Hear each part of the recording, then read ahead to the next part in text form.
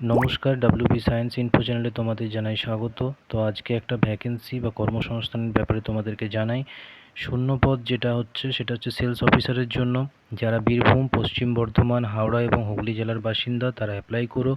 এটার জন্য পেন্টস কোম্পানিতে যে কোনো পেন্টস কোম্পানিতে অভিজ্ঞতা থাকা বাধ্যতামূলক এবং টু হুইলার থাকতে হবে, লাইসেন্সটা থাকতে হবে মাস্ট। শুধুমাত্র পেন্টস কোম্পানির জন্য। এটা স্থানীয় বাসিন্দারা তাদের যে সিভি আছে, বায়োডাটা, সেটা পাঠাবে hr@অনুপমপেন্টস.com।